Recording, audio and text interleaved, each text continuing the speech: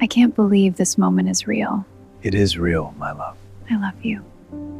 I realized that the most important things in life aren't ends at all. They're the people we care about. I was so worried about you. I'm here now. Everything will be all right. Promise? I promise. I don't know if we should do this.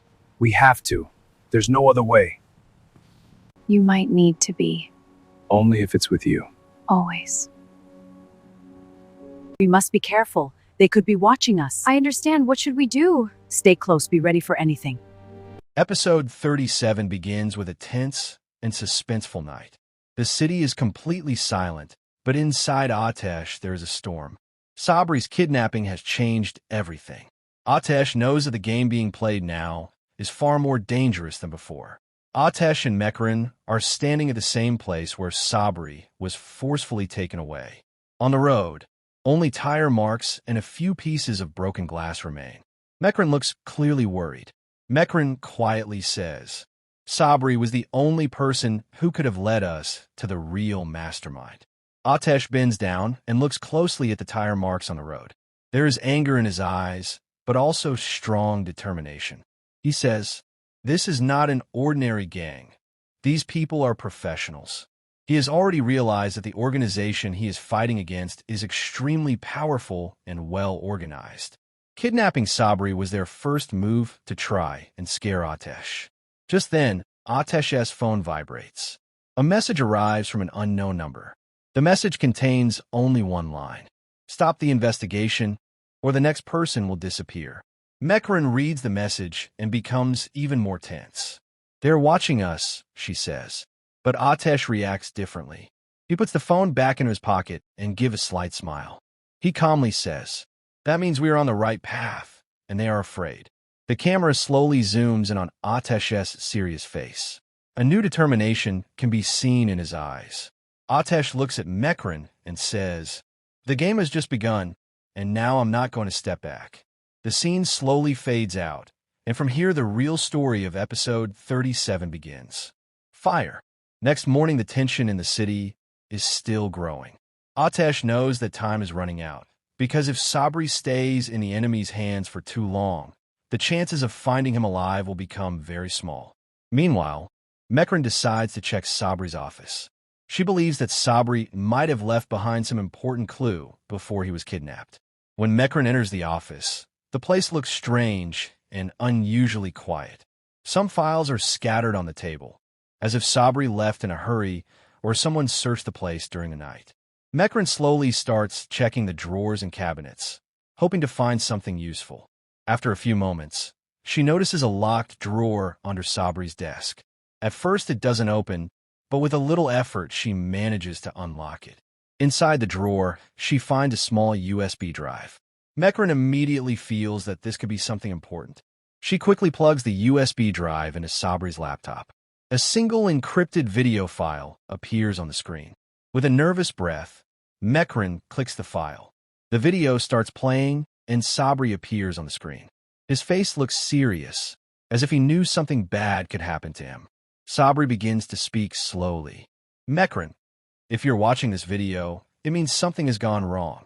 Mecran's heart starts beating faster. Sabry continues.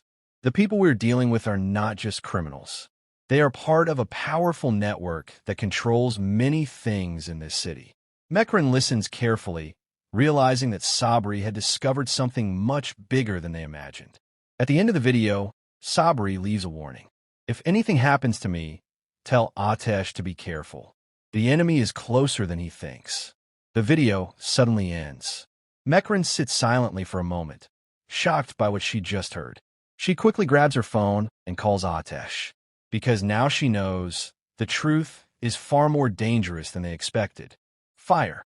Few minutes after watching the video, Mecran immediately calls Ateş. Her voice sounds serious and urgent. Ateş, you need to come to Sabry's office right now, she says. Hearing the tension in her voice, Ateş doesn't ask many questions. He understands that Mecran must have found something important. Without wasting time, he heads straight to the office. When Ateş arrives, Mecran shows him the USB drive and plays Sabry's recorded message again. Ateş watches the video carefully. His expression slowly becomes more serious as Sabri explains the existence of a powerful network controlling many things in the city. When the video ends, the room becomes completely silent. Ateş thinks for a moment and then says, "So Sabri knew the truth, and that's why they kidnapped him." Mecran nods slowly. "But there's more," she says. She opens another hidden folder inside the USB drive. Inside it, there's a document containing several names and one specific address. Mecran points at the address. This could be the place where they secretly meet. Ateş studies the location carefully. It's an old building on the outskirts of the city, a place that looks ordinary but could easily hide secret activities.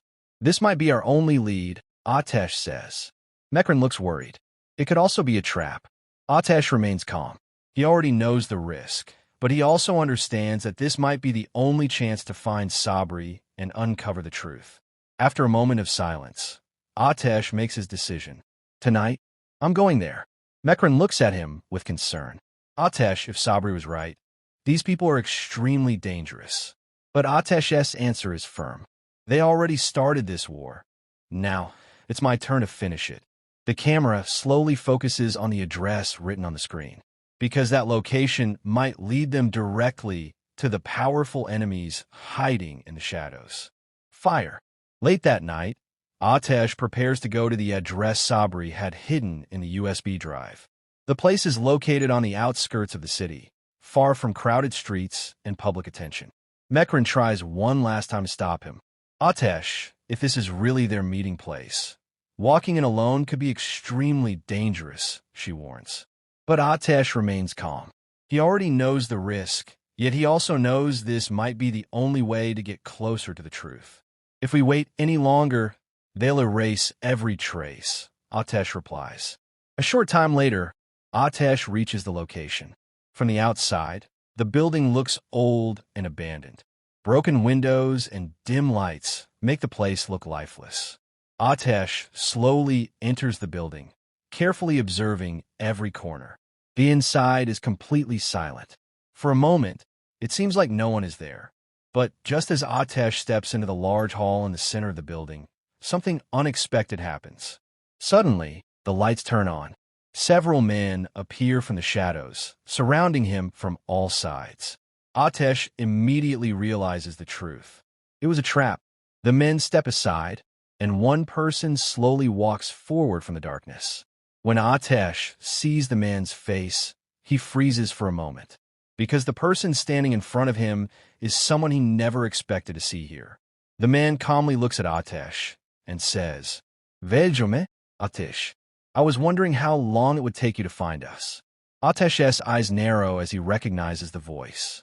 This man was once someone he trusted in the past, someone who knew everything about him. The room becomes silent as tension fills the air, because Ateş has just discovered that the enemy standing behind everything might be closer to him than he ever imagined. Fire.